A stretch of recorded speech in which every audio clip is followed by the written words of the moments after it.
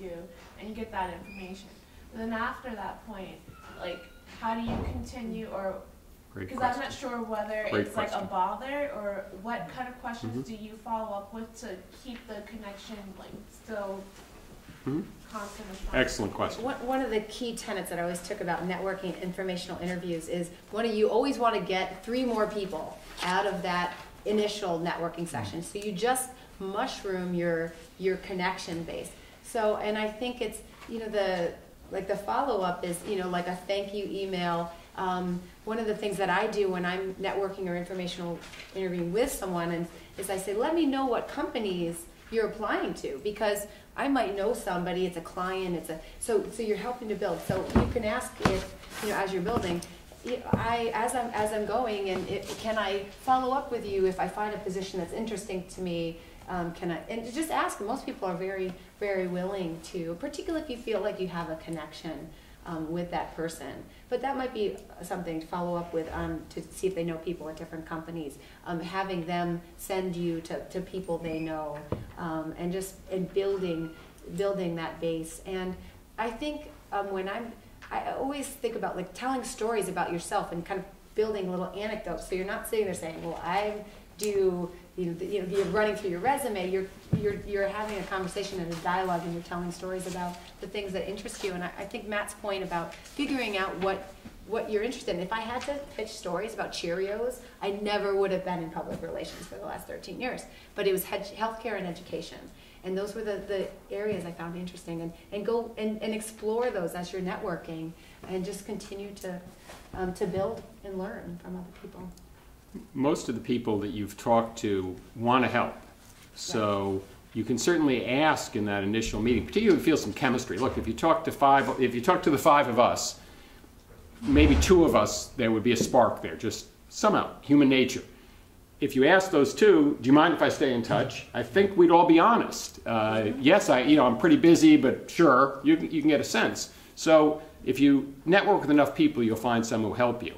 The thing that's always amazed me is a lot of times when you help somebody, it's also a good practice to get, when you find a job, tell everybody you talk to about it. It's just a nice courtesy, and they will remember it. Because my experience has been, having done this for years, it's amazing to me that people don't follow up again. And you never hear from them again, and it makes you a little less likely to help the next time. Whereas, you're hopefully going to have a very long career. Some of these people will be alive during it, and you can stay. You may be able to use them more than once. So I think just staying in touch with you. Most people at Amherst, they'll be happy to talk to you more. I think there's a cadence though, and you seem to grasp that a little bit, and understanding what happens next. And the asking for permission to touch base is always the right thing to do. Asking who else should I talk to is also appropriate. One of the big don'ts, and I've had this happen on a number of occasions, especially recently, and I understand the reason why, because we're in a tough economy. I'll get the first inquiry from someone who has a shared connection, usually through either Amherst or my business school. And the person will call, and I'm happy to hear from them. I want to hear about what's going on at campus, because I'm aware of how far I am from campus life, and they'll tell me a little bit about themselves, and then they'll ask permission, or they'll ask who else to talk to, and great, and then they come back to me in a couple weeks and they'll say, will you recommend me for this job? I want to apply. Do you have a job?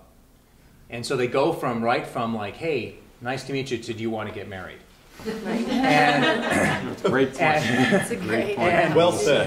Yeah. And so there is a cadence, and there is a learning, and understand that we want to help you, but we want to help you when it's right to help you, and when we also recognize that we have colleagues and we have networks of our own that we have to live with and interact with, and we want to look good by recommending great talent into that, but we're not going to do it after a handshake and a 20-minute conversation either. So see it as a process and a learning process. You're there to position yourself ultimately as someone who can become as expert on the industry, the problem, the target customer, whatever your angle, as you can be, so that when the moment comes, you can say, that company or this individual has a problem they're trying to solve.